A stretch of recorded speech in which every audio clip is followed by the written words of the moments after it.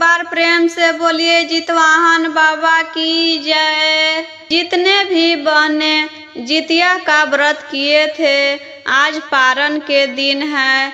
इसी पर आज हम एक पारण के कथा सुना रही हूँ।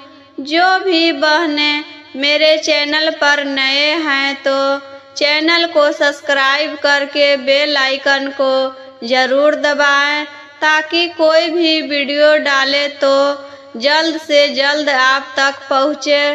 तो चलिए कथा सुनाते हैं। किसी गांव में पति पत्नी दोनों रहते थे। उनका एक छोटा सा बेटा भी था। बेटे का नाम किशन था। वे बहुत गरीब थे। वे व्यक्ति मजदूरी करके अपना पेट पालता था। धीरे धीरे समय बीतता गया। किशन 5 साल का हो गया। तभी अचानक किशन के पिताजी के मृत्यु हो जाती है। तब सारी जिम्मेदारी किशन के माँ पर आ जाती है। वह अपने पति के मृत्यु के बाद बहुत दुखी रहने लगती है, क्योंकि वह बहुत गरीब थी। खाने के लिए भी उसके घर में कुछ नहीं था। वह सोच रही थी कि अपने बेटे का पालन पोषण कैसे करूँगा, पढ़ाई के खर्चा कहाँ से जुटाऊँगा। तब वह क्या करती है, आसपास के लोग में घर घर जाकर झाड़ू पोछा का काम करने लगी। किसी के घर झाड़ू लगा देती थी, पोछा लगा देती थी, कोई कहता तो खाना भी बना देती थी। ऐसे ही अपना दिन गुजार रही थी। वही काम करने के बाद लोग कुछ कुछ खाना दे देते थे, वही दोनों खा लेते थे। इसी तरह अपना दोनों पेट पाल रहे थे। एक दिन की बात है, जितिया का त्योहार आ गया था। किशन के माँ बहुत दुखी रहने लगी। अपने बेटे के चिंता में बैठी थी। तभी उसके पड़ोसन उसके घर आती है। किशन के माँ से कहती है, जितिया का त्योहार आ गया है, तो तुम भी अपने बेटे के लिए जितिया का व्रत रखोगी ना, अपने बेटे के सलामती के लिए, क्योंकि वह ही तुम्हारा सहारा है। तुम्हारे पास तो कोई नहीं है। जितिया का व्रत करने से संतान पर आए संकट भी दूर हो जाता है। तुम्हारे किशन पर आए दुख भी दूर हो जाएगा।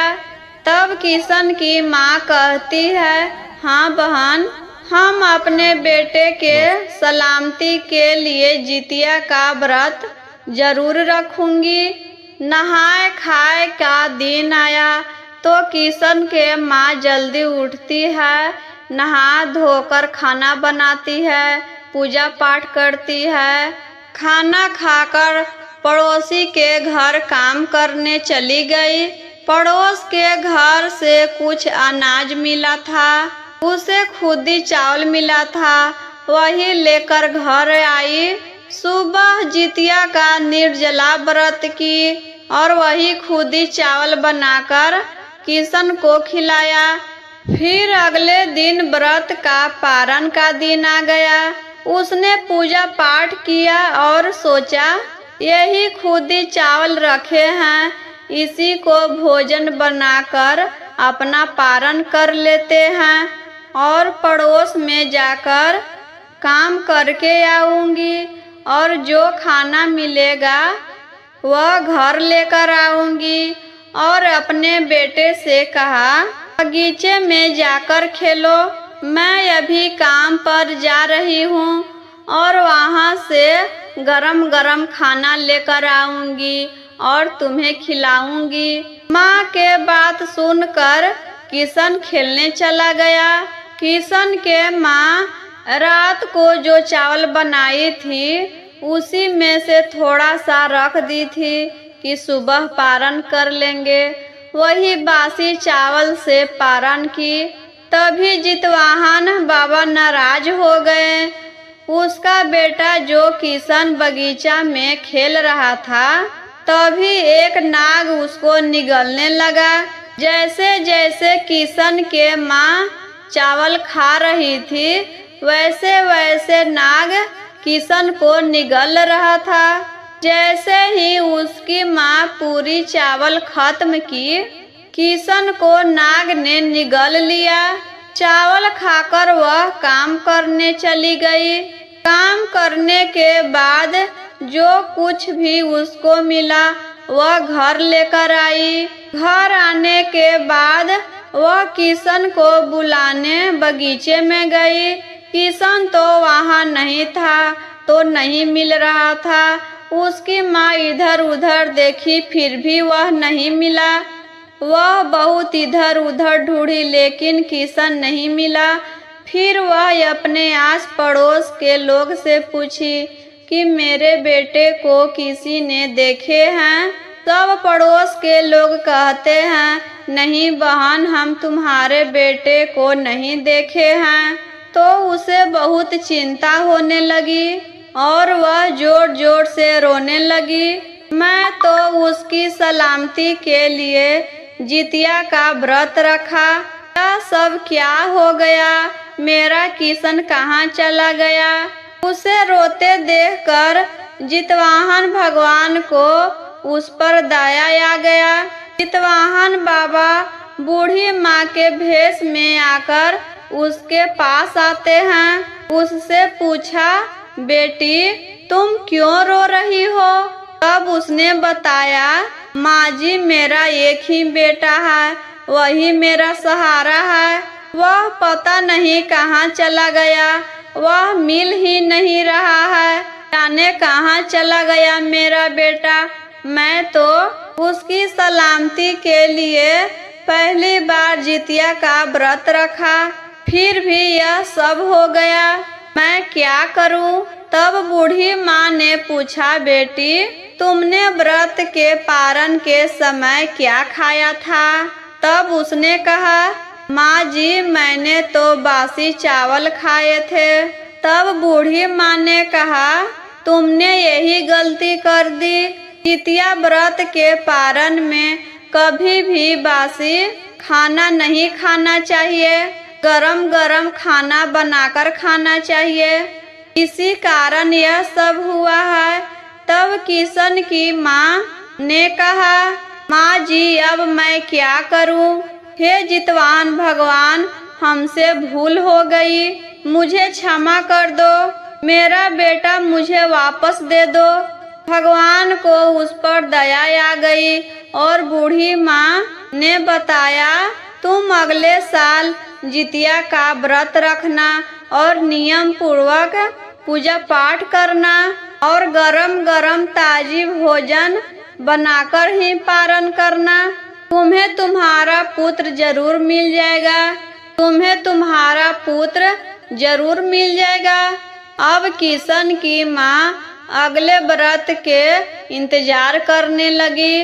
धीरे धीरे समय बीतने लगा और एक साल पूरा हो गया। फिर जितिया का व्रत आया तो किशन की माँ ने जितिया का व्रत रखा और नियम पूर्वक नहाए खाए की और अगले दिन जितिया का निर्जला व्रत की। फिर पारण के दिन गरम गरम भोजन बनाई, टोड़ा भात, मड़ुआ के रोटी, 5 प्रकार के सब्जी सब बनाकर व्रत का पारण करने बैठ गई। जैसे जैसे गरम भोजन वह खा रही थी, वैसे वैसे नाग उसको बेटे को बाहर निकाल रहा था। जब उसने पूरा भोजन खत्म की, जैसे ही नाग उसके बेटे को पूरा बाहर निकाल दिया, उसके बाद खुद जितवाहन भगवान किशन को घर लेकर आते हैं। उसके घर के बाहर ही छोड़ देते हैं। तब किशन माँ के आवाज लगाता है, माँ माँ कहाँ हो तुम? जब माँ आवाज सुनती है, जैसे ही माँ आवाज सुनती है, दौड़ी दौड़ी बाहर आती है और अपने बेटे को देखती है तो बहुत खुश हो जाती है। तब किशन अपने माँ से पूछता है, माँ अपने बगीचे में मुझे क्यों नहीं लेने आई? बहुत भूख लगी थी। आपने तो कहा था कि खाना बनाने के बाद मैं तुम्हें लेने आऊंगी। मैं आपका इंतजार कर रहा था। तब माँ सोचती है, ये सब जीवित भगवान का ही कृपा है। जितवाहन भगवान के कृपा से इसे कुछ याद नहीं है। यह सोच रहा है कि वह आज ही बगीचे में गया था। वह जितवाहन भगवान के मन ही मन धन्यवाद करती है और आस पड़ोस के महिला से कहती है, जो भी जितिया का व्रत करे वह ताजा ताजा ही भोजन से पारण करे। पारण के दिन टोड़ा और भात जरूर बनाया जाता है। मड़ुआ के रोटी बनाया जाता है। 5 प्रकार के सब्जी बनाया जाता है। यह सब हम लोग भी बनाते हैं। इसी से हम लोग पारण करते हैं। नियम विधि से जितिया का व्रत कीजिए और पारण कीजिए। आपके बच्चे पर आए संकट भी जितवाहन भगवान दूर कर देते हैं। ऐसे ही और वीडियो देखने के लिए चैनल को सब्सक्राइब कीजिए, लाइक करें, शेयर करें और कमेंट बॉक्स में ज़रूर बताएं कि आपको यह कथा कैसा लगा। जितवाहन भगवान की जय हो।